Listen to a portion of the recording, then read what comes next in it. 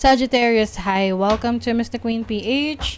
At ito ang inyong monthly reading for November 2024. So if you're interested in private readings, meron tayong link sa description. At sa pinned comment, paka-check nyo na lang information kung paano mag-book for a private reading.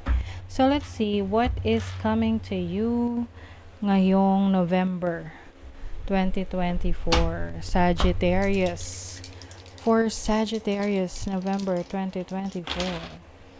Okay, so you have Ansus. Ansus is having wisdom, insights. So yung iba sa inyo, maaaring you are going through spiritual awakening.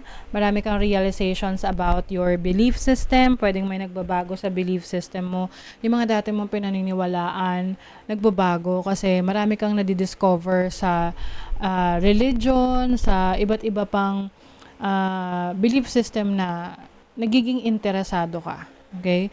So, some of you are also increasing your knowledge. Pwedeng iba sa inyo nag-aaral, may mga bago kayong nire-research na nagiging interesado kayo dahil sa tingin nyo, meron tong malaking maitutulong sa pagpapaunlad ng inyong buhay, ng inyong career, ng inyong business. And I also see you na may kakayanan ka rin na mag-impart ng knowledge mo sa iba. So, parang teacher energy. You can be a teacher, coach, trainer, na kung saan people are interested in knowing what you know. Oo. So, maaaring meron kang i-mentor na ibang tao. You also have, this is Suwilu. Suwilu, ito ano siya liwanag, ayan, energy, illumination. I feel like you have, kumbaga ngayong November, meron kang certain energy level na medyo hyper, no? Yung tipong marami kang gustong gawin, marami kang gustong i-explore. Kailangan lang dito talaga masustain mo yon na para hindi masayang yung energy na yon. Kasi minsan kapag may mga bagay na gusto kang i-pursue tapos nakakita ka ng challenge or ng blockage, parang ayaw mo nang i-pursue kasi parang mukhang hindi to mangyayari. So iwasan mo yung negative thinking kasi yan yung parang sa'yo yun yung parang magiging balakid sa'yo para may masubukan ka pang ibang bagay dahil lang sa challenge na yon, sa balakid na yon. Halimbawa, parang may gusto kang puntahan pero may nakaharang, 'di ba? So, ngayon, i-figure out mo, bakit may nakaharang doon? Ano yon? Temporary lang ba yon or permanent na? So, para alam mo kung itutuloy mo pa ba or part pa rin siya ng plano mo. Okay?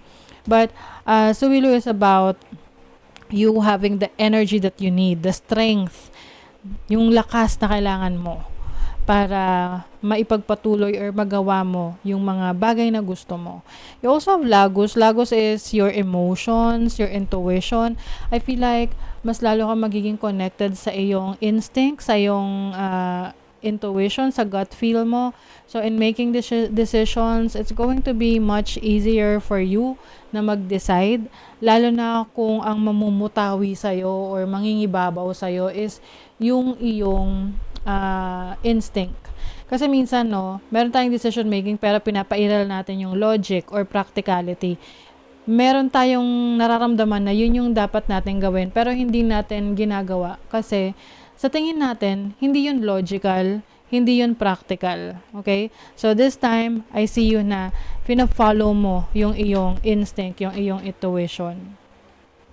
Na kung kailangan mo tong gagawin mo talaga kasi yun yung nararamdaman mong magiging best for you. Okay, let's see what else, Sag. You have the stars. Ayan infinite. Ibig sabihin yan, walang katapusan, walang hanggan. Parang ikaw ay maraming possibilities for you. You can reach for the stars. You can reach your goals. Walang pipigil sa'yo. Oo. Kumbaga, ibig sabihin it doesn't mean na walang mga balakid, pero yung mga balakid na yon, hindi yun magiging hadlang sa'yo. Gagawa ka ng paraan para ma-overcome mo yon. Okay? So, I feel like you will be able to reach your goals some of your goals ngayong November. You also have detox. Ayan. So, maaring you're also, releasing negative energies. You're trying na umiwas sa drama sa buhay. Yung mga taong toxic sa paligid mo, iiwasan mo yan. Or yung mga bagay na sa tingin mo na nakaka-distract sa'yo para ma-achieve mo yung goals mo, iiwasan mo. Let's say, for example, meron kang kailangang tapusin, asikasuhin for the day.